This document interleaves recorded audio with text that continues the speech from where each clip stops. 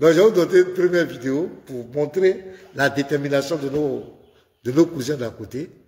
Ils sont déterminés, vous allez écouter la vidéo. Je vais commencer par là, écoutez-le. Divinité de Jésus-Christ, on va continuer jusqu'à la fin du monde. C'est pourquoi nous disons que personne... Divinité de Jésus, on va commencer jusqu'à la fin du monde. C'est un prédicateur musulman, vous le connaissez. Il dit, lui là, divinité de Jésus là. Et il va parler de ça jusqu'à la fin du monde. Vous voyez? Il le dit ouvertement. Il n'a aucun complexe à le dire. Il dit divinité de Jésus là. On va reprendre la vidéo. Pas de divinité de Jésus-Christ, on va continuer jusqu'à la fin du monde. C'est pourquoi nous disons que personne qui peut prendre par exemple le Coran, venir nous prouver que Allah n'est pas le véritable créateur de sur la terre. Les gens ont tenté, ils se sont cassés la gueule dessus, il n'y a pas de problème. Ils ont tenté de fatiguer. Mais ils sont obligés maintenant d'aller ailleurs, trouver des arguments échappatoires. Mais cela étant, revenir à l'histoire des divinités de Jésus-Christ, on va continuer jusqu'à la fin du monde. C'est pourquoi... Donc c'est clair, il a ouvert le bal, divinité de Jésus.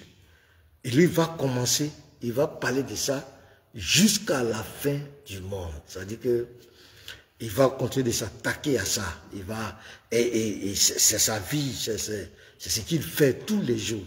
Il est musulman, il ne parle plus de sa divinité, c'est notre divinité là qui l'intéresse. Ouais, Shalom Roger de Conquis, c'est pour nous là qui l'intéresse. C'est-à-dire que lui, voilà, parler de nous, notre divinité, nous rabaisser, attaquer notre foi, et c'est sa vie. Et c'est ce qu'il a dit là, c'est ce qu'il fait au quotidien. C'est ce qu'il fait au quotidien. Il n'a pas changé, c'est sa vie. Et ce qui est malheureux chez ces personnes, ils ont le malin plaisir de parler de la foi des autres, de nous rabaisser, de critiquer notre foi. La Bible est falsifiée.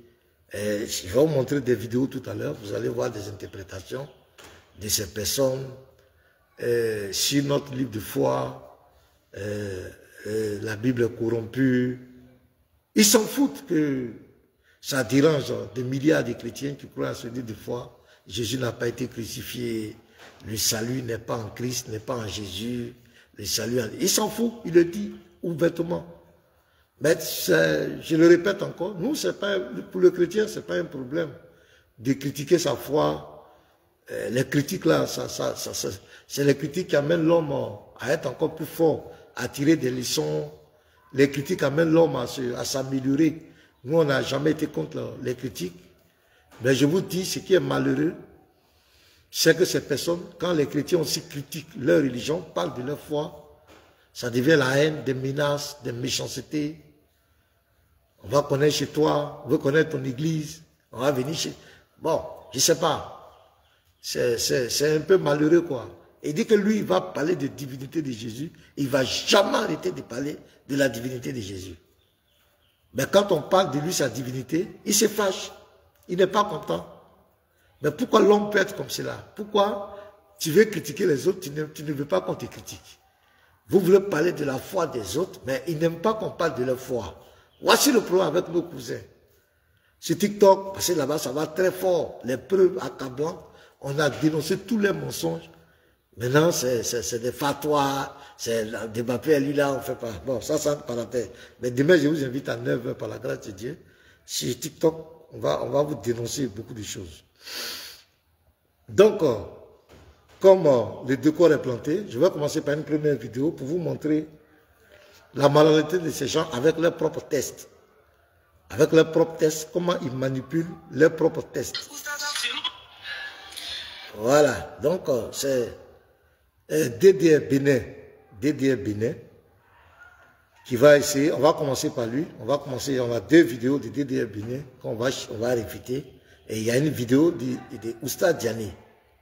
Donc on aura 3 vidéos aujourd'hui. Donc la première vidéo, on va vous montrer comment ils sont malhonnêtes avec leurs propres tests, comment ils vont manipuler les Écritures, de lui-même ses propres tests, par rapport à la nature de Issa dans le Coran. Parce que je vais vous dire une chose.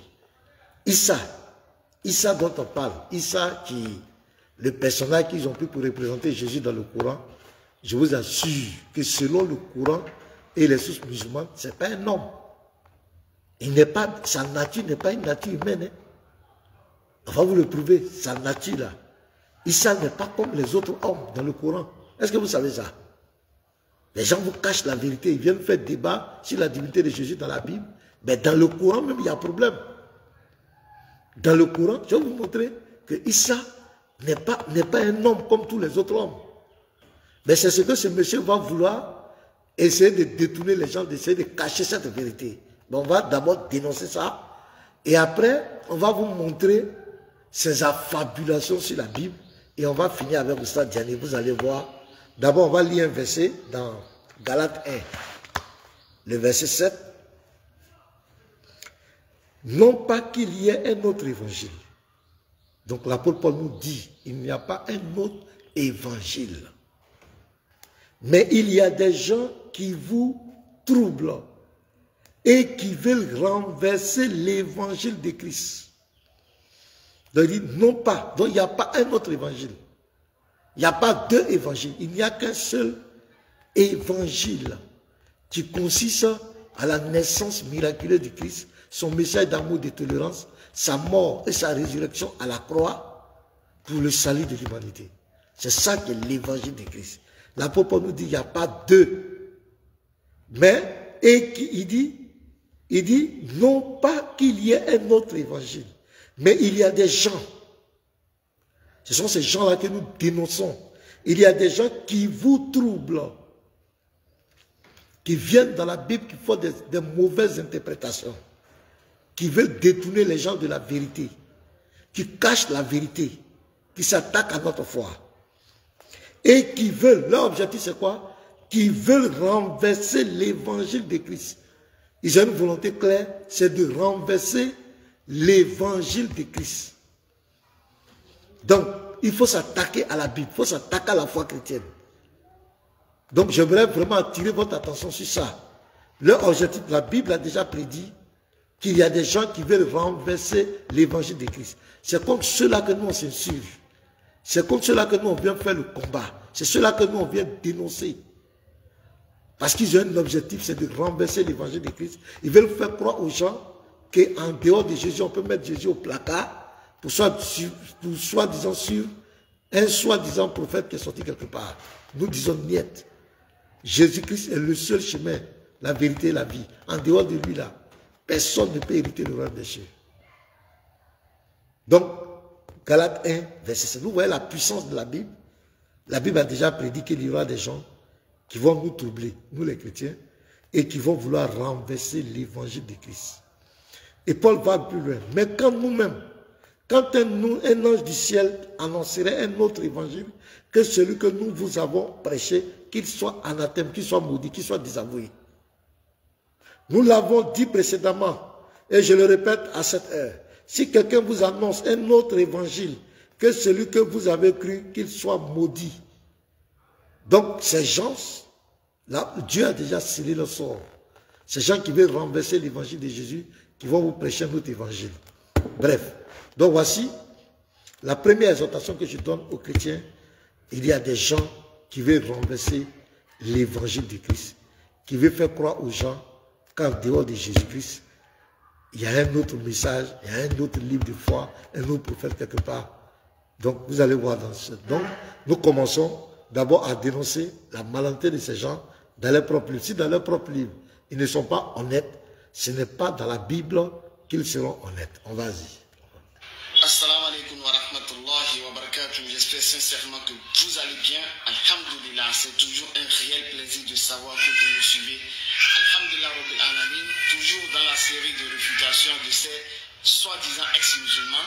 Nous allons écouter le frère, il dit qu'il était musulman, je crois bien, et il aurait trouvé une raison, c'est-à-dire il a lu un verset du Coran qui l'aurait fait passer de l'islam au christianisme. Donc nous allons l'écouter, nous allons revenir. Allons-y. Bismillah. Or, Jésus est appelé la parole de Dieu. Kalim Allah. Dans le Coran, Jésus est appelé la parole de Dieu. C'est quel verset, s'il vous plaît?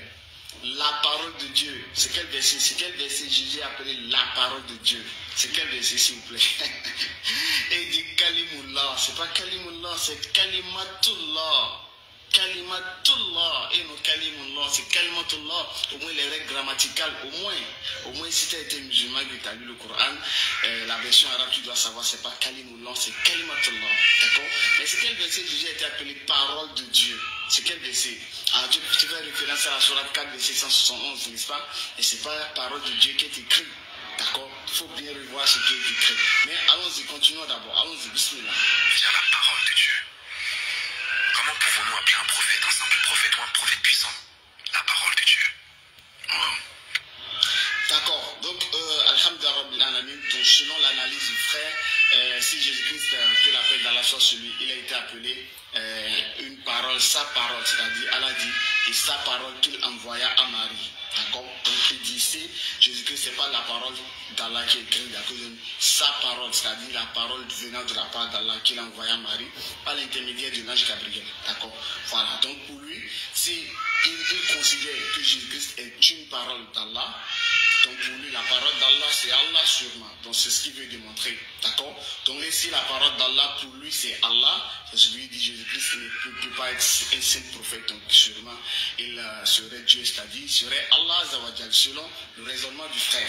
D'accord? Mais ce qu'il oublie dans la sourate 3, verset 59, qu'est-ce qu'Allah Zawajal dit? Allah dit, pour Allah, Jésus est comme Adam, qu'il créa de poussière et à qui il dit, sois. Et il fut aussitôt. Donc Jésus-Christ, que la paix d'Allah soit sur lui, il a été conçu de la même manière que Adam alayhi salam a été conçu. Puissance de la parole. Kun fayakun. Soit, en même temps, Jésus était dans le ventre de Marie. Allah a aussi dit Adam, il a dit soit, et en même temps, Adam fut directement grand adulte avec des barbes. Donc pour Allah, Jésus est comme Adam. Donc si pour toi, Jésus est une parole d'Allah, ça, c'est un grand mensonge. Ça, c'est l'un des plus grands camouflés dans le Coran. Vous venez d'entendre ce que ce monsieur vient de dire. Que Jésus, il allait prendre la sourate 3 verset. Mais on va analyser toutes ces choses. Vous allez voir les frères. On va prendre la sourate. On va d'abord, il dit que on va prendre la sourate 3 verset 59. C'est un gros problème pour les musulmans. Aucun musulman ne peut s'en sortir. Sourate 3, verset 59. Qu'est-ce qui est écrit? Regardez. Ça, c'est un verset contradictoire. Il n'est pas vrai. Pour Allah, Jésus est comme Adam qu'il créa de poussière, puis il dit soit et il fut. C'est faux. Il dit que Jésus a été créé de la même manière que Adam. C'est faux. C'est faux. Je ne vais même pas loin. Regardez, on va prendre la création d'Adam. Sourate 15. Je vais te prêter. Oh, merde. Oh, merde, des publicités, excusez-moi. On continue de partager les frères. Voilà. On va ignorer ça. Sourate 15, verset 28. On va voir la création d'Adam. Voilà. Regardez. Selon le Coran. Et lorsque ton Seigneur dit aux anges, je vais créer un homme d'argile puissante, extrait d'une boue malléable. Donc ici, il est en train de donner les détails de comment Adam a été créé. Donc Adam va être quoi? On dit, je vais créer un homme d'argile puissante, extrait d'une boue malléable. Donc, ils ont pris Adam, pour créer Adam, ils ont pris de la boue. Ils ont pris de la boue. Tu as vu, non? Et dès que je l'aurai harmonieusement formé, donc ils ont pris de la boue, ils ont formé une forme. Et lui aurait insufflé mon souffle de vie, jetez-vous alors, prosternez-vous. Voilà comment Adam a été créé. Selon le Coran, c'est la boue qu'ils ont pris, de l'argile, qu'ils ont extrait de la boue malléable. Ils ont formé une figure. Et après, il a soufflé dedans. Donc ici, il n'y a pas soi. Parce que le soi, c'est quand on dit quelque chose qui vient aussitôt. Mais une fois qu'on prend la boue, on forme une figure, et puis on souffle dedans, il n'y a plus de kum fayakum. C'est le fayakum kum. Donc voici pour Adam. Donc regardez bien, voici pour Adam. Maintenant on va aller voir pour le Messie. Pour Issa dans le Coran, Sourate 4, verset 171. Voilà la nature, c'est ici là qu'il y a la nature de Issa dans le Coran. Sourate 4, verset 171. Qu'est-ce qui est écrit? Oh, gens du livre, chrétiens, n'exagérez pas dans votre religion et ne dites d'Allah que la vérité. Le Messie Jésus, fils de Marie, n'est qu'un messager d'Allah. Il n'y a pas de problème. Messager, ce n'est pas une nature. Être prophète, ce n'est pas une nature, c'est une fonction. Ça peut être un titre, ce n'est pas une nature. Maintenant, on va parler maintenant de sa nature. Sa parole qu'il envoya à Marie, ça, pronom possessif, c'est la parole de qui? C'est la parole de Allah. Donc ici, vous comprenez clairement que Issa n'est pas l'effet de la parole. Issa est la parole de Allah. Et même quand tu vas dans le Tafsir Ibn Kathir, il te dit que Issa est le verbe de Allah. Donnez-moi un seul prophète qui est la parole de Allah. Un seul prophète qui est le verbe de Allah. Dans la nature d'Issa ici, Issa est la parole de Allah. Dans le Coran. Ce que nous enseignons, nous disons, au commencement était la parole était avec Dieu, et la parole était Dieu, au verset 14, et la parole a été faite chair. C'est ça qui est dans le Coran ici. Il n'y a pas de débat. Et c'est ce que le frère ex-musulman qui est devenu chrétien, est en train de dire que lui voulait camoufler pour mentir. Sur le 3, verset 59, n'est pas vrai. Parce que Issa n'a pas été créé comme Adam. C'est pas possible. Pour Adam, ils ont pris la boue. Les frères, ils ont pris, sur la 15, verset 28 à 29, il a pris la boue. Il a pris Agile Crisson, et c'est d'une boue malléable. Il a formé une figure, il a soufflé dedans. C'est là que Adam est devenu un être humain. Mais est-ce que pour Issa, est-ce qu'ils ont pris la boue? Non, Issa est sorti d'où? C'est la parole qui est sortie de Allah et qui est rentrée en Marie. C'est là que Marie est devenue enceinte. Issa n'est pas l'effet de la parole, mais il est lui-même la parole de Allah. Il représente la parole de Allah. Et puis c'est pas encore fini, regardez. Sa parole qu'il envoie est un souffle de vie venant de lui. Donc Issa n'est pas ici, n'a pas reçu le souffle de vie. Mais lui-même, il représente le souffle de vie. Le souffle de vie est sorti de Allah. Dans le Coran. Donc quelle est sa nature? C'est un défi. Aucun homme, aucun prophète n'est représenté dans le Coran, dans les sources musulmanes, comme la parole de Dieu. Aucun. Pourquoi Issa est la parole d'Allah? Pourquoi Issa est le souffle de vie d'Allah? Donc, voulant cacher la vérité, on est obligé de confesser la vérité. Donc ça, c'est un gros camouflet. C'était vraiment pour attirer votre attention sur ça. C'est-à-dire que dans son livre, il veut manipuler. Issa est la parole d'Allah dans le Coran. Issa, sa nature là. Il n'a pas une nature humaine. Son origine là n'est pas humaine. Issa, il est la parole d'Allah. Il est le souffle de vie d'Allah. Il est le verbe de Allah. Maintenant, si le verbe d'Allah est incréé ou créé, il faut qu'on nous dise. Si le verbe d'Allah est incréé, donc qui est Issa alors? Dans le Coran, Issa est Dieu. Il est de nature divine. Issa est de nature divine. Quelle est son origine? Quelle est sa nature? Il est la parole. La parole qui a été faite chair. Il est le souffle de vie. Il ne reçoit pas le souffle de vie. Il est la parole créatrice. Il n'est pas l'effet de la parole. Il n'est pas l'effet de la parole, mais il est lui-même la parole qui crée. Il ne reçoit pas le souffle de vie, mais il est lui-même le souffle de vie. Donc le frère a eu raison. Parce que même dans le Coran, ils ont voulu cacher la vérité, cacher l'identité réelle du Messie, mais dans le Coran même s'est pris à son propre piège. C'est un autogol. Sur la 4, verset 171, c'est un autogol. Un autogol. C'est un autogol qui montre l'origine de Issa. Issa n'est pas un homme comme tous les autres hommes dans le Coran. C'est un défi. C'est un défi. Il est la parole d'Allah. Il est la parole. Issa est la parole. Issa est le souffle de vie. Ça, c'était la première vidéo. Maintenant, on va aller dans la deuxième vidéo maintenant. On continue de partager, hein? On continue de partager les frères. La deuxième vidéo, elle est là, elle est là. Ok, c'est ici. Voilà.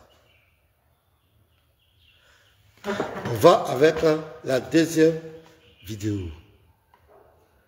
Voilà. Maintenant, Écoutons-le en deuxième partie. Le Coran nous dit également que Sina Isa, Jésus n'a jamais péché, de son être vivant n'a jamais péché, sur sa vie sur terre n'a jamais péché.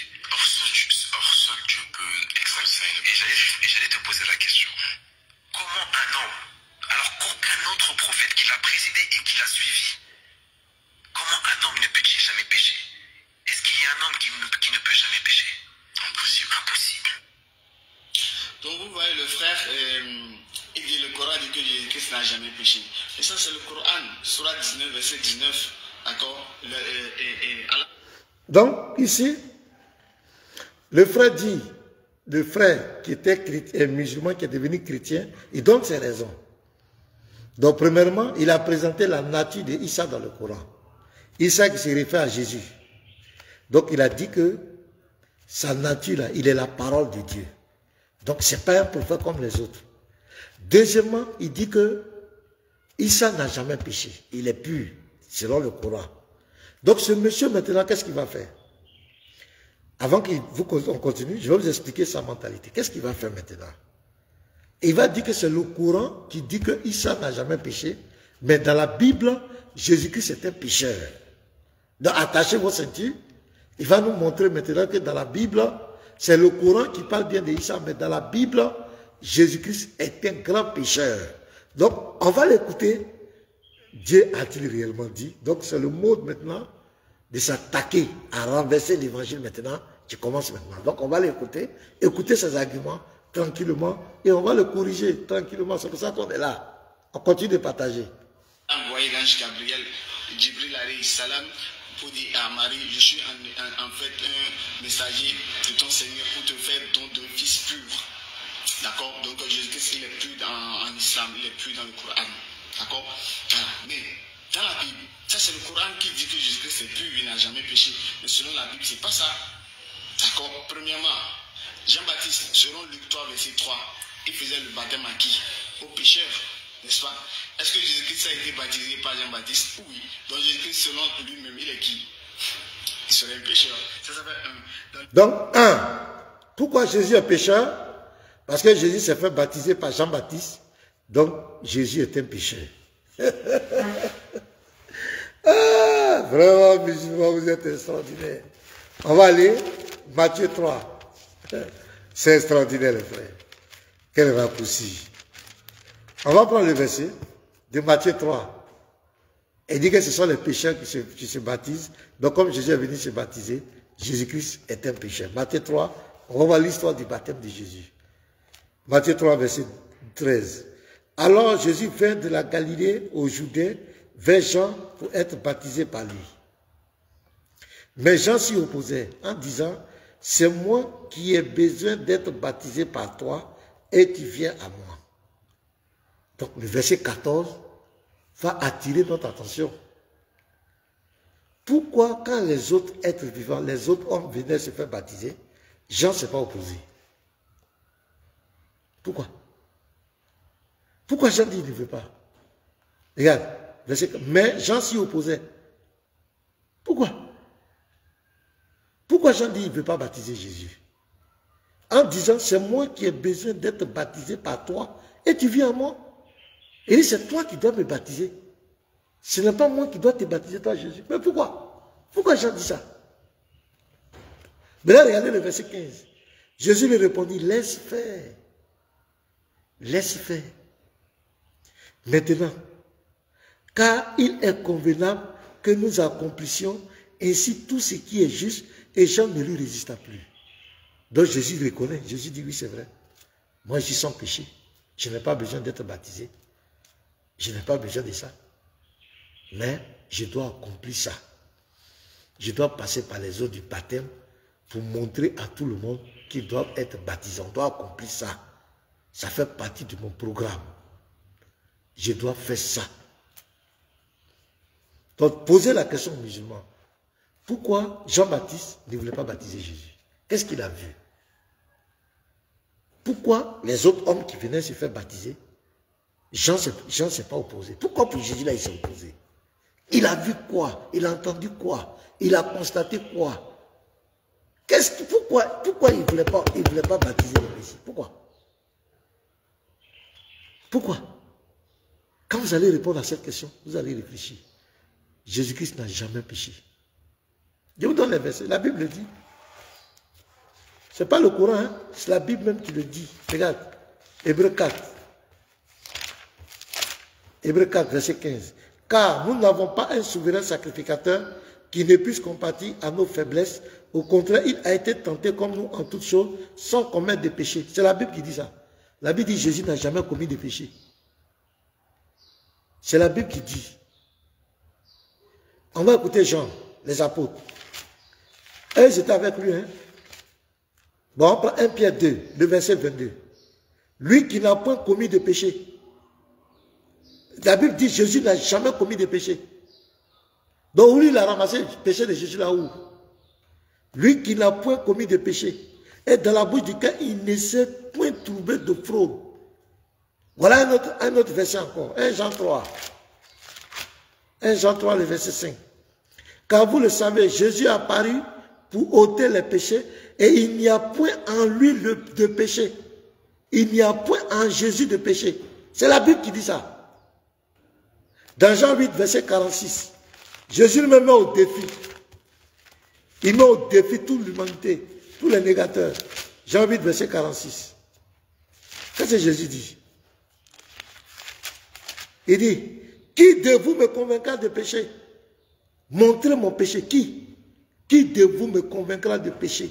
Qui de vous peut me montrer mon péché? Qui de vous me convaincra de péché? Qui de vous? Jésus n'a jamais péché. Donc, premier argument, ça a été déjà balayé. Le baptême là, pourquoi Jean-Baptiste s'est opposé? Pourquoi Jean ne voulait pas le baptiser? Pourquoi Jean ne voulait pas le baptiser? C'est parce que Jean savait que celui qui est devant lui, c'est le Messie, c'est Dieu qui est là. Dieu fait chair, il n'a pas commis de péché. Mais il devait accomplir ça. Parce que Jésus-Christ, c'est une école à ciel ouvert. Il est venu pour nous montrer un modèle de vie parfait. C'est lui notre modèle. Donc, on doit passer par les eaux du baptême. Il nous a montré l'exemple. Sinon, ce verset ne dit pas qu'il a péché. On continue. Luc 18, verset 18, Jésus-Christ, on dit, bon maître, que dois-je faire pour avoir la vie éternelle? Il dit quoi?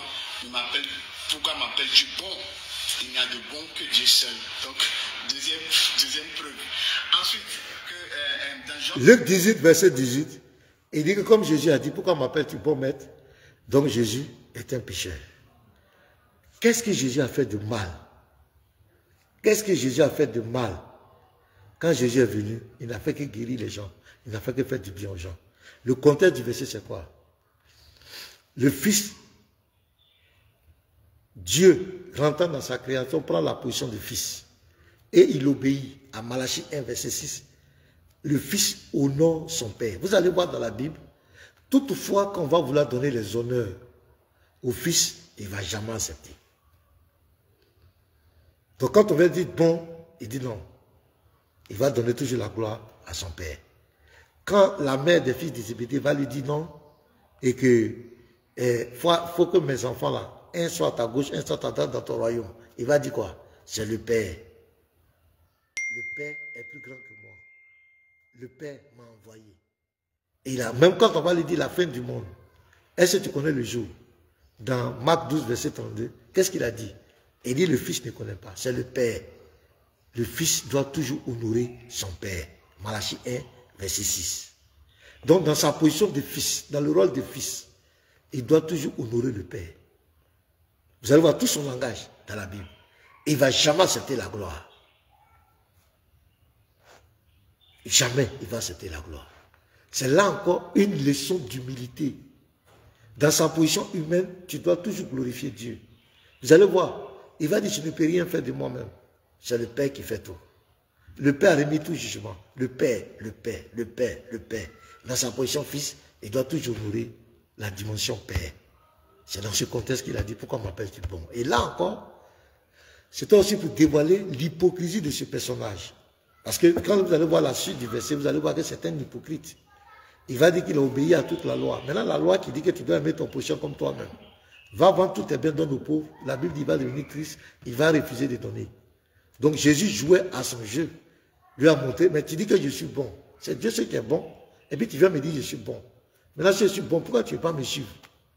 Si tu dis que je suis Dieu, pourquoi? C'est la leçon que Jésus est en train de donner. Ça ne prouve rien que Jésus a péché. Les frères, honnêtement, où est le péché qu'elle a? On continue. On va l'écouter, les frères. Verset 4. On dit comment l'homme serait-il juste devant Dieu? Comment celui qui est né de la femme peut-il être pur? Mais Jésus-Christ est né d'une femme, c'est Marie qui l'a accouché, même si vous dites elle est canal, je ne sais pas c'est canal plus ou canal horizon, je ne sais pas. En tout cas, même si vous prenez qu'elle est Marie a été canal et tout, je m'en fous de ce que vous dites. En tout cas, c'est Marie qui l'a accouché. Mais c'est une femme, Marie est une femme. Et selon la Bible, Jean 25, verset 4, comment celui qui est né d'une femme peut être pur? Donc selon ce verset, je dis que ce n'est pas pur. Ecclésiaste 7, verset 20 également. Il n'y a point d'homme juste qui fasse le bien sur la terre et qui ne pêche point. Il n'y en a pas. Donc Jésus-Christ a été sur terre, même si c'est un Dieu qui est venu sur terre. En tout cas, en dit tant qu'il y a un homme qui est sur la terre, ce n'est pas possible qu'il fasse le bien sans pécher. Donc selon ce passage encore, Jésus-Christ aurait péché. Ensuite, selon Jean 3, je crois Jean 3, verset 12, 13, Jésus-Christ dit. Bon, ok.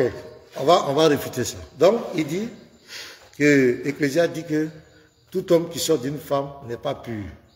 Et qu'aucun homme, l'homme qui est venu, tout homme qui est venu sur la terre, ne sont pas purs. Donc Jésus a péché. On va réfuter ça.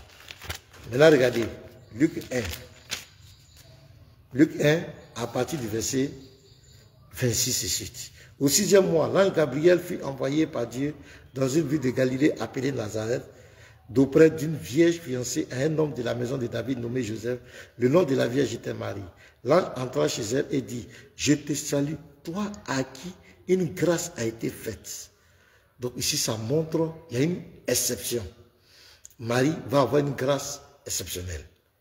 La grâce est une faveur méritée. Donc ça marque l'exception. Troublée par cette parole, Marie se demandait que pouvait signifier une telle salutation. L'un dit, ne crains point. Marie, car tu as trouvé grâce devant Dieu. Tu as trouvé grâce devant Dieu. Donc, il insiste sur l'exception. Et voici, tu deviendras enceinte et tu enfanteras un fils et tu lui donneras le nom de Jésus. Il sera grand et sera appelé fils du Très-Haut. Et le Seigneur Dieu lui donnera le trône de David son père. Il régnera sur la maison de Jacob éternellement et son règne n'aura point de fin. Marie dit alors, comment cela se fera-t-il puisque je ne connais point d'homme? L'ange lui répondit, le Saint-Esprit viendra sur toi et la puissance du Très-Haut te couvrira de son nom. C'est pourquoi le Saint-Enfant, le Saint-Enfant, le Saint-Enfant, le Saint-Enfant qui naîtra de toi sera appelé fils de Dieu.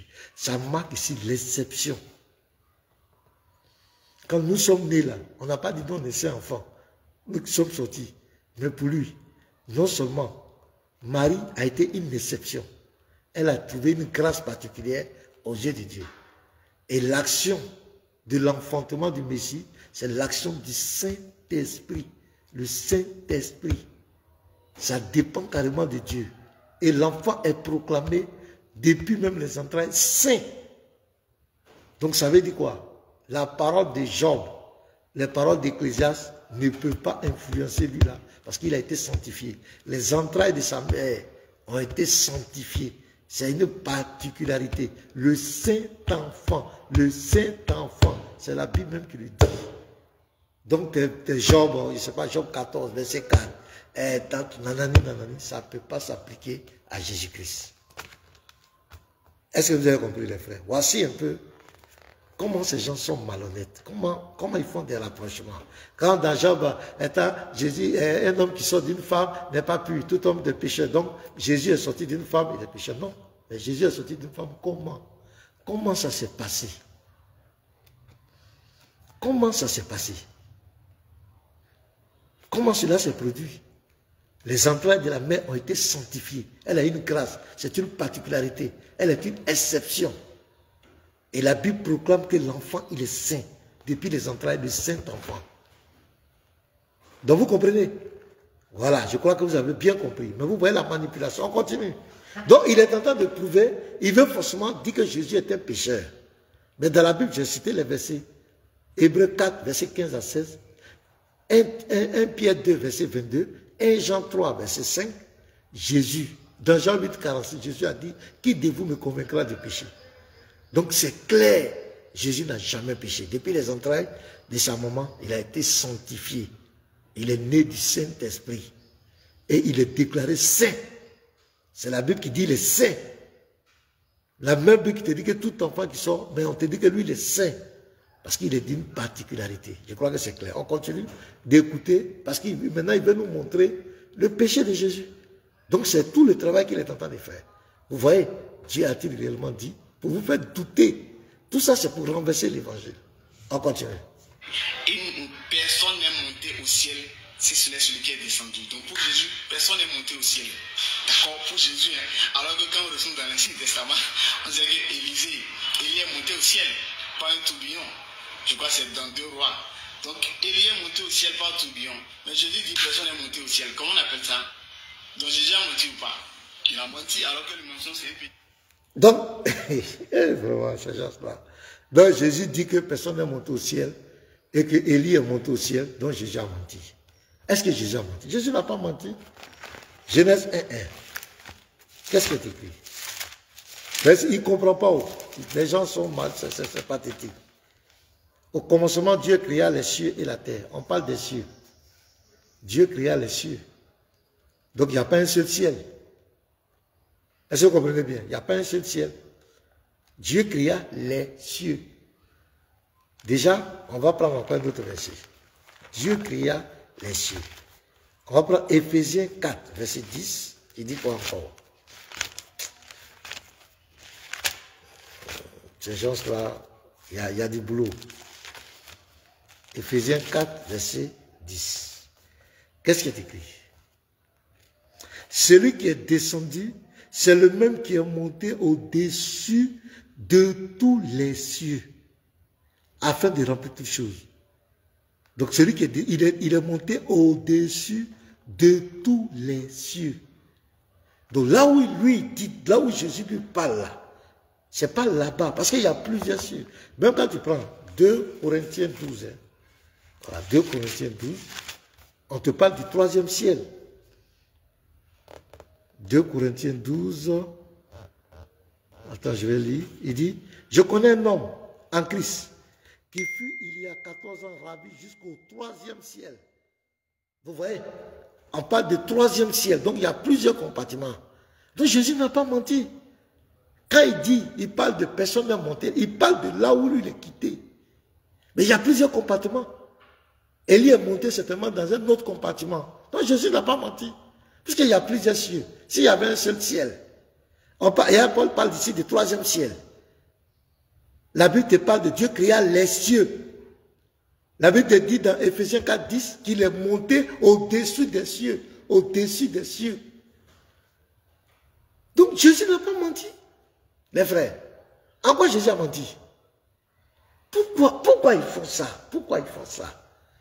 Il y a un objectif clair. C'est de vous détourner de la vérité. C'est le serpent, le diable qui fait ça.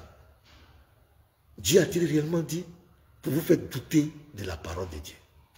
On continue. C'est malheureux. On est obligé de chaque fois revenir là-dessus. Selon Exode, selon la loi, c'est un péché. Donc, sur la base de ce verset, Élie est monté au ciel. Jésus dit personne n'est monté au ciel. Donc, je veux dire, Jésus nous a menti. Donc, s'il a menti, le mensonge, c'est un péché ou quoi? C'est un péché. Donc, Jésus-Christ a fait quoi? Donc, Jésus-Christ a péché. Oui, c'est simple. Pour aller en enfer, là, on n'a pas besoin de beaucoup d'efforts. On n'a pas besoin. Tu dis que tu vas aller en enfer, tu vas aller en enfer. Et puis, il rit. Il croit qu'il est dans la vérité. Quand tu prends ton ignorance pour de la vérité, ça fait pitié. Quand tu es ignorant et tu crois que ce sont les autres qui sont ignorants, les frères, c'est très grave. Hein? Quand tu es ignorant et que tu ignores, que tu es ignorant et que tu crois que ce sont les autres qui sont ignorants, il n'y a pas plus grave maladie que ça. Parce que ça, c'est très grave. Ça veut dire que toi, tu es dans les ténèbres et tu crois que ce sont les autres qui sont dans les ténèbres. Tu prends ta méconnaissance des Écritures pour faire de ça une connaissance, pour narguer les chrétiens. Ça fait pitié, les frères. Ça fait vraiment pitié. Écoutez, regardez-le. Et il dit, regardez. Élie est monté au ciel. Jésus dit personne n'est monté au ciel. Il va dire. Jésus nous a menti. Tu vois? S'il a menti, le mensonge c'est un péché ou quoi? Voilà. C'est un péché. Donc Jésus-Christ va faire quoi? Jésus-Christ a péché. Il va dire. Voilà, de façon simple, vous voyez, donc il n'y a même pas besoin de forcer. Voilà. C'est selon le Coran qu'il est pur. Mais selon la Bible, Jésus ne peut pas être pur. Il n'a jamais été pur. Depuis, selon Job 14, je crois, verset 4, je crois, on dit comment de ce qui est impur peut sortir quelque chose de pur. Mais pour vous, Marie, elle est une pécheresse. Mais si Marie est pécheresse et qu'elle est impure, mais comment quelque chose d'impur peut sortir ce qui est pur? Donc si Marie est on a déjà réfuté ça. Voilà, il a pris encore cette affaire de Marie. On a déjà réfuté avec Luc 1, verset quand vous lisez, Marie a eu une grâce particulière. Dieu a sanctifié ses entrailles. L'enfant qui est sorti était saint. Donc ça ne tient pas. Voilà, la Bible même a déjà répondu à ça. On continue. Et Jésus est sorti de Marie. Donc, Jésus est impur selon les versets de la Bible. Donc, si vous voulez un Jésus-Christ sans péché, venez dans le Coran et non dans la Bible. D'accord? Voilà, et maintenant, selon ton analyse, et le frère aussi qui est à côté, le journaliste, il dit, mais que si personne n'a jamais. Donc, vous voyez un peu, ce sont vraiment des choses qui sont, c'est quand même ahurissant. Quand tu lis la Bible et tu comprends et que tu vois un ignorant, des ignorants, essayer de venir détourner les gens, voilà, détourner les gens de la vérité, c'est vraiment triste. Et il croit qu'il est dans la vérité. Et actuellement, il y a 535 likes. Des personnes qui ont 535 personnes qui ont liké, qui sont contents de ce qu'il a dit. Vous voyez comment l'ignorance peut détruire non seulement toi-même ta personne, et l'ignorance peut détruire des personnes à cause de ton ignorance. C'est pourquoi nous, les communicateurs, on va payer cher devant Dieu. Tu viens accuser le Messie, tu viens dire que Jésus a péché, avec des versets que toi-même tu ne comprends pas. Vous voyez comment c'est grave. On va prendre la dernière vidéo maintenant de Oussa Diané. Hein. On va... Non, c'est pas ça. C'est... Où est la vidéo là? Attends, je vois ici. Jésus dit. Voilà. Donc voici maintenant une autre vidéo. On va écouter. Écoutez très bien, attachez vos ceintures, parce que là, ça va chauffer maintenant. Ça, c'est Diané maintenant. Donc, c'était l'élève. Avec le mensonge, on prend maintenant le maître. C'est le maître qui est là. Écoutez-le. La voie qui mène au paradis, là, c'est la voie qui est la plus difficile. Beaucoup de personnes ne l'empruntent pas. Celle qui mène à la perdition, c'est-à-dire l'enfer, c'est là-bas tout le monde est parti. Quelle est la voie du paradis? La voie du paradis. Maintenant, il dit que Jésus dit que la voie qui mène au paradis, il y a peu de personnes qui empruntent ce chemin, mais la voie qui va à la perdition, il y a beaucoup qui vont. Maintenant, la femme va lui dire, la femme chrétienne va lui dire, mais dis-moi, quel est le chemin qui mène au paradis? C'est-à-dire, quelle est la voie du paradis maintenant?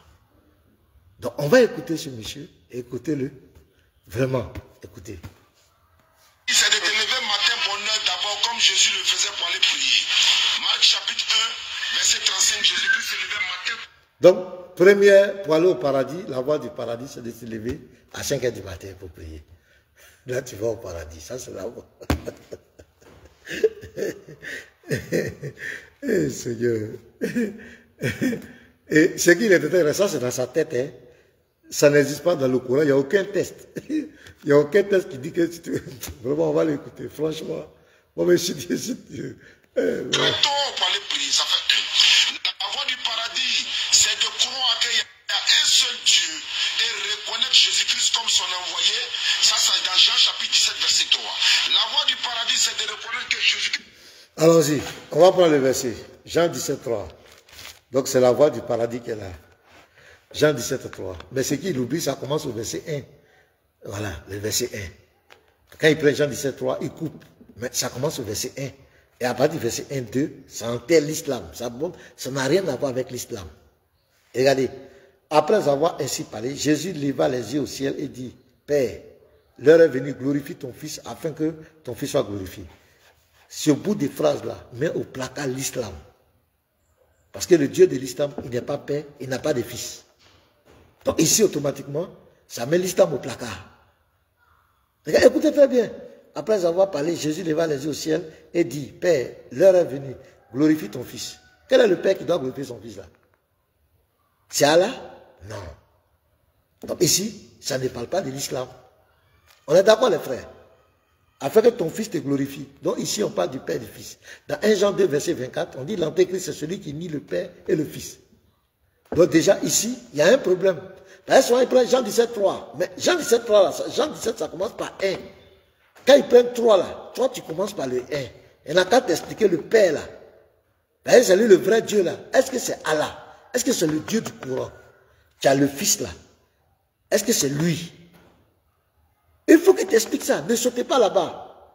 Il faut régler le problème déjà en amont. Là, quand tu arrives dans Jean 17, 3, quand tu vas lui expliquer, ça va rentrer dans sa tête. Il faut qu'il comprenne que ça ne concerne pas l'islam. Jean 17 là, ça ne concerne pas l'islam. Parce que pour dans la tête, oh la vie éternelle, c'est qu'ils te connaissent toi le seul vrai Dieu. Donc pour eux, le seul vrai Dieu là, c'est Allah. Et Jésus-Christ qui sont envoyés. Non, non, non, non, non, non. Ça commence au verset 1. Est-ce que le Père là, le Père qui est le seul vrai Dieu là, est-ce que c'est Allah subhanahu wa ta'ala? Il faut que le musulman te réponde. Regardez le verset 2 qui met encore KO. Le verset 2.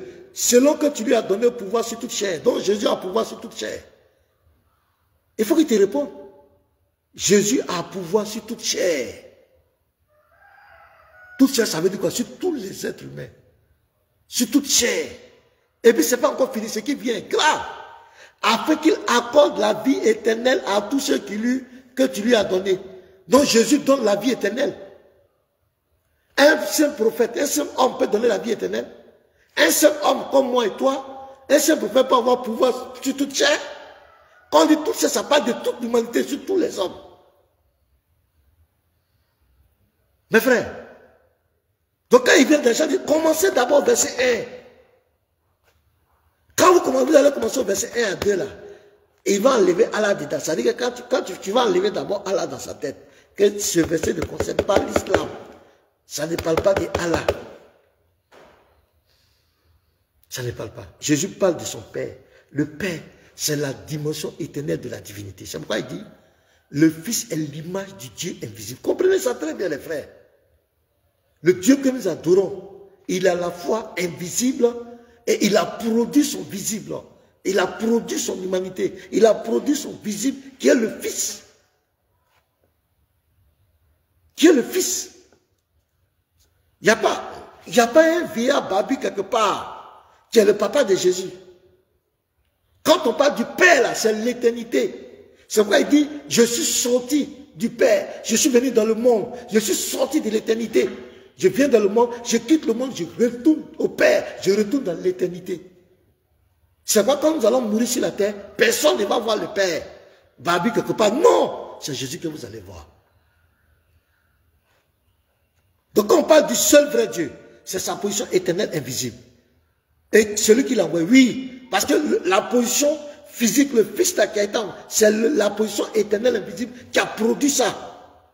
La parole qui a été faite chair, c'est lui qui est le Fils. Mais quelle est sa nature initiale? La parole était Dieu. C'est la parole qui est devenue chair. Ce n'est pas le Dieu de l'islam. Donc c'était Jean 17, 3. Jean 17 là, le musulman qui rentre dedans, sa tête va rester. Parce que dedans, on te dit que Jésus a pouvoir sur toute chair. Dans Jean 17, on te dit que Jésus donne la vie éternelle. Comment un prophète, comme un homme comme toi et moi peut donner la vie éternelle? Comment un homme comme toi et moi peut avoir pouvoir sur toute chair?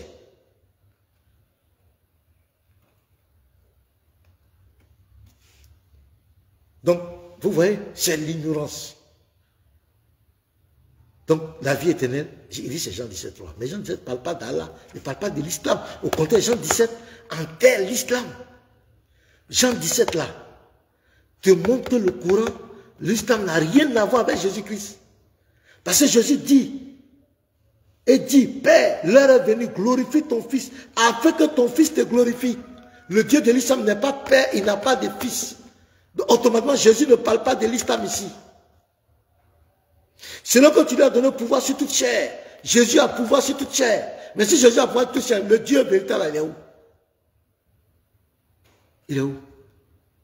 Jésus donne la vie éternelle. Donc, en dehors du Dieu véritable, il y a quelqu'un d'autre qui donne la vie éternelle, quoi. Ce n'est pas Dieu seul qui donne la vie éternelle. Il y a un petit prophète de Jésus qui donne aussi la vie éternelle. Vous êtes dans le mensonge, dans le camouflet musulman. Les frères partagés, on s'en va encore. Ça a annoncé que si je ne m'en vais pas, celui qui doit vous aider ne viendra pas. Mais quand si je m'en vais, je vous l'enverrai, il vous conduira dans toute la vérité. Et lui, c'est qui? C'est le prophète Mohammed sallallahu alayhi wa sallam. La voie du paradis, c'est de reconnaître. Donc, il dit encore que la voie du paradis, Jésus a annoncé que quelqu'un va venir à sa place, que c'est le prophète Mohammed. Eh, les frères, on va lire. Comment quelqu'un peut dire que Jésus, quand il parle du consolateur, c'est Mohammed? On va lire. Jean 14, le verset 16. On va parler. Et moi, je prierai le Père, K.O. Je prierai le Père, K.O. C'est pas Allah. Allah n'est pas Père. Le Dieu de l'islam, il a parlé. Il a parlé. Donc, automatiquement, je prierai le Père et il vous donnera un autre consolateur. Donc, il fait que le Père là soit Allah, pour que ce soit Mohammed. Parce que Mohammed est venu au nom d'Allah. Afin qu'il demeure éternellement avec vous. Est-ce que Mohammed a demeuré éternellement? Il est mort, son cimetière est à Médine. Pourquoi on ment même? Pourquoi on ment? Pourquoi on veut manipuler les gens? Pourquoi mentir? Pourquoi on ment? L'esprit de vérité que le monde ne peut recevoir. Le monde a reçu Mohammed, mais on n'a pas reçu. Parce qu'il ne le voit point. Est-ce qu'on n'a pas vu Mohammed? Donc le consolateur, c'est l'invisible. Il est invisible, il doit demeurer éternellement, il est invisible. On ne le voit pas. Et il ne le connaît point. Mais vous le connaissez. Donc les apôtres qui étaient là connaissaient le consolateur. Est-ce que Mohammed était vivant au temps des apôtres? Car il demeure avec vous. Il demeure, c'est au présent. Donc, Mohammed demeure avec les apôtres, c'est ça? Quand même. Et il sera en vous. Donc, Mohammed a possédé les apôtres. Eh les frères, pourquoi on ment? Pourquoi on ment? Une religion de vérité, est-ce qu'on a besoin de tous ces mensonges, toutes ces manipulations pour l'imposer à l'humanité? Car il sera en vous. Je ne vous laisserai pas orphelin, je viendrai à vous. Voilà le consolateur qui parle. Jean 16, je vais prendre un autre verset encore. Bon, Jean 15, tous les versets qui parlent du consolateur, on va voir. Regarde. Verset 25, Jean 15, verset 25. Mais cela est arrivé afin que s'accomplisse la parole qui était écrite dans les lois. Ils m'ont haï sans cause. Quand sera venu le consolateur que je vous enverrai de la part du Père. Donc c'est Jésus qui envoie le consolateur. Je vous l'enverrai de la part du Père. Le Père là, est-ce que c'est Allah subhanahu wa ta'ala?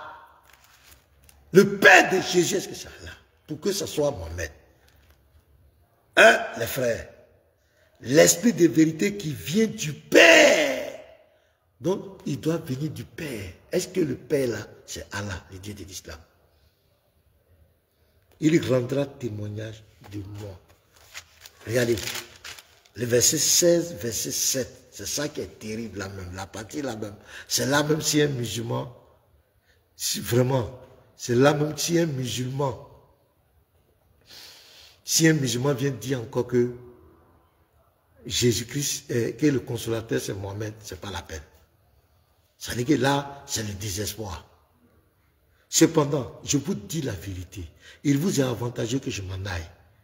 Car si je ne m'en vais pas, le consolateur ne viendra pas vers vous. Mais si je m'en vais, je vous l'enverrai. Donc ici la phrase, mais si je m'en vais, c'est le je m'en vais là. Le je m'en vais là, c'est lui qui envoie le consolateur. Donc il va.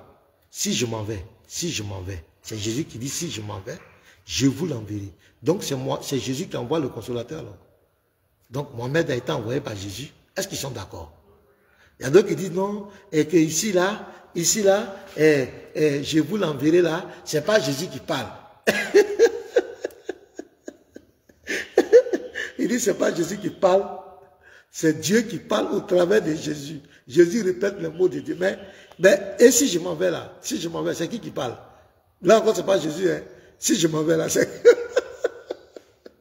Et souvent, c'est la chose terrible, hein? L'esprit qui en est là.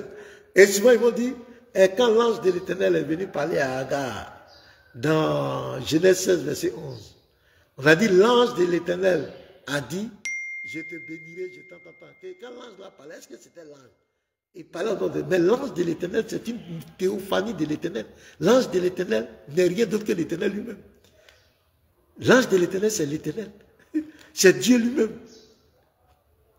Toutes les théophanies, c'est une autre théophanie, c'est une théophanie angélique de l'Éternel.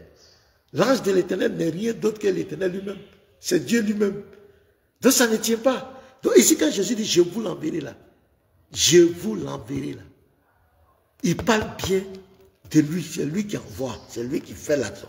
C'est le même qui dit, si je m'en vais, c'est lui qui dit, je m'en vais là. C'est vous qui dites, je vous l'enverrai. C'est le même qui fait ça. Donc vous acceptez que c'est Jésus qui envoie Mohamed. Mais si Jésus envoie Mohamed, il est qui alors? Qui envoie prophète? Donc Jésus est le Dieu de Mohamed. Si vous voulez dire que le consolateur, c'est Mohamed, donc c'est Jésus qui envoie Mohamed, vous devez assumer ça. Mais vous n'allez jamais accepter. En quoi le consolateur est Mohamed? En quoi? Où? Par quoi? Mohamed n'est pas le consolateur. Il y a d'autres qui vont te dire que, mais quand Jésus a dit que, si je m'en vais, mais quand Jésus était sur la terre, quand Jean-Baptiste était, le Saint-Esprit était là, oui, il était là, mais le Saint-Esprit, ici, habitait dans une seule personne, venait dans une seule personne pour une mission particulière, depuis l'Ancien Testament. Le Saint-Esprit n'était pas répandu. Il venait dans un prophète. Et c'est pourquoi on partait consulter le prophète. Quand Jean-Baptiste était là, le Saint-Esprit était là. C'était lui le même Saint-Esprit.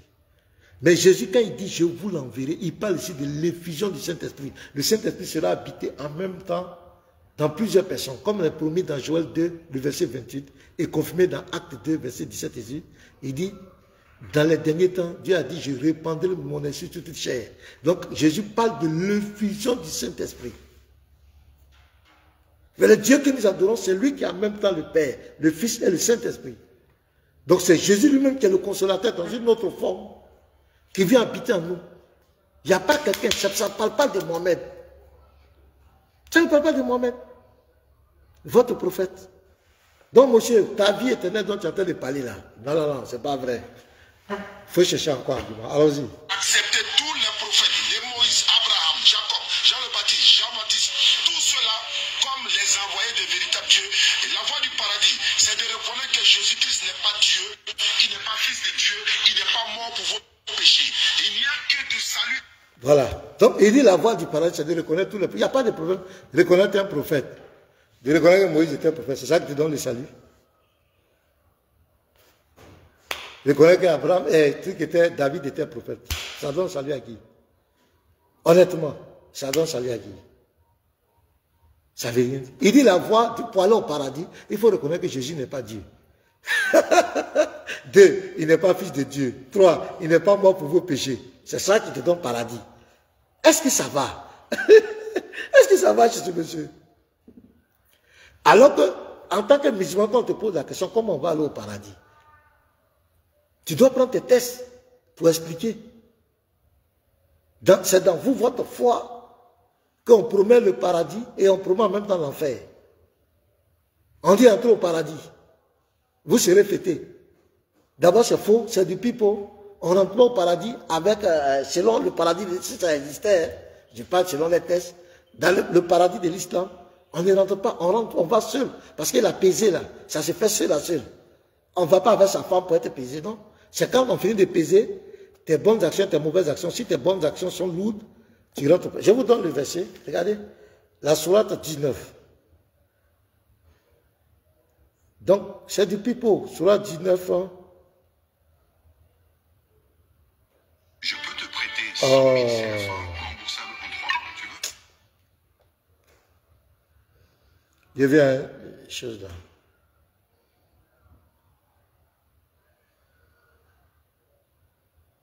Sourate 19, verset 95. Regardez ce que le Coran dit. Et au jour de la résurrection, c'est-à-dire pour l'apaiser là, chacun d'eux se rendra seul auprès de lui. On vient un à un. Donc après l'apaiser là, si tes bonnes actions pèsent plus que tes mauvaises actions, c'est là que tu rentres au paradis. Mais il ne va jamais expliquer ça aux gens. Maintenant, ce qui est bizarre, il y a le passage en enfer. Voilà. Ça, c'est une vérité qu'il faut dire aux gens. Pourquoi vous ne parlez jamais de ça? Pourquoi? Pourquoi vous cachez ça? Soyez fiers de votre religion. Il n'y a personne parmi vous qui ne passera pas par l'enfer. Car il s'agit là pour ton Seigneur d'une sentence irrévocable. Ensuite, nous délivrerons ceux qui étaient pieux et nous y laisserons les injustes agenouillés. Donc, au lieu de passer ton temps pour dire que pour entrer au paradis, il faut croire que Jésus n'est pas Dieu. Il faut croire que Jésus n'est pas fils de Dieu. Il faut croire que Jésus n'est pas mort pour vos péchés. C'est pas ce que ton Coran dit. Ton Coran dit que pour que tu rentres au paradis là, tu as passé par l'enfer. Il faut expliquer ça aux gens. Est-ce que le Coran t'a dit que c'est parce que tu crois que Jésus n'est pas Dieu, Jésus n'est pas fils de Dieu, Jésus n'est pas mort pour vos péchés que tu rentres au paradis? C'est pas ce que le Coran dit. Pourquoi tu mens? Il faut dire aux gens ce que ton livre de foi enseigne. C'est ton seul livre de foi, c'est dans la seule religion où on promet l'enfer, en même temps le paradis. C'est pourquoi on dit qu'il n'y a pas de salut là-bas. Parce que c'est incohérent de promettre l'enfer et le paradis. C'est pas possible. On ne peut pas promettre les deux. L'enfer et le paradis sont deux droits diamétralement opposés. Et Jésus l'a dit dans Luc 16, la parabole de Lazare, le pauvre, et puis le riche homme. Quand ils se sont retrouvés dans l'au-delà, Jésus a dit, Abraham a dit, il a fait parler à Abraham, pour dire qu'il n'y a pas de lien entre le paradis et l'enfer. Il n'y a pas un pont. Il n'y a pas. Comment un Dieu peut promettre le paradis et puis promettre l'enfer? Et il dit que c'est une sentence obligatoire, irrévocable. Mais vous devez comprendre qu'on vous a marmaillé. On ne passe pas. L'enfer n'est pas un passage. Donc elle dit, mais est-ce qu'on va rester? On passe, non? Ah bon, on ne passe pas. L'enfer, on ne passe pas. Jamais. L'enfer est un passage. L'enfer, ce n'est pas un lieu de passage. L'enfer, c'est une destination. Selon même le Coran. L'enfer est une destination. Ce n'est pas un passage. Donc quand on vous demande musulman, comment vous rentrez? Dites aux gens que musulmans là, pour qu'ils rentrent au paradis, d'abord vous allez passer en enfer. D'abord même tout est confus. On parle de pont Sirat, il y a un pont sur l'enfer et que tu vas passer selon tes bonnes œuvres. Mais attention, on pèse des œuvres là, l'apaiser des œuvres là. Surat 21, 47, Surat 7, verset 8 à 9, Surat 101, verset 6 à 11 là. L'apaiser là, ça se fait avant de passer sur le pont ou bien après. Confusion totale. L'apaiser là, ça se passe après le passage en enfer. Ou bien, bon, on ne comprend rien. On ne comprend rien, tout est une cacophonie. On dit on va peser les œuvres. On dit encore, on va passer en enfer. Mais attends, on passe en enfer pourquoi? À quel moment on pèse les œuvres? La balance qui vient peser, c'est quoi? Ayez le courage de présenter votre salut. Arrêtez de dire que quelqu'un n'est pas mort, Jésus n'est pas mort pour vos péchés. C'est ça qui est votre salut. Alors que dans les sources, c'est une musulmane, le livre 27 et 37, hadith numéro 6665, et le hadith numéro 6668, il est dit que les juifs et les chrétiens vont servir des rançons. C'est-à-dire que quand on va jeter on doit jeter comment on appelle, un musulman en enfer, c'est un juif et un chrétien qui va prendre sa place. Mes frères. Donc c'est du n'importe quoi. Donc, pour rentrer au paradis, il faut que tu crois que Jésus n'est pas... Attends, regardez-moi ça. Il faut que tu crois que Jésus a annoncé, tu as vu? Mais toi, tu te convertis sur la base de ces mensonges. Tu vas où? C'est de la manipulation. C'est de la pure manipulation, les frères. La pure manipulation. Donc, on va s'arrêter là pour ce soir. Comme j'ai un truc à faire là, on va s'arrêter là. Je vous demande de partager massivement. Partagez massivement. On sera à la prochaine parce que vraiment, je dois arrêter. Il y a déjà 15 heures passées, donc on va s'arrêter là pour aujourd'hui. Si ça vous a plu, partagez. Je ne donnerai pas l'occasion aux gens d'intervenir parce que je dois faire quelque chose, pardonner. Donc, que Dieu vous bénisse, que la grâce de Dieu soit votre partage. On sera la prochaine pour les réfutations. Que Dieu vous bénisse. Soyez fortifiés. Shalom.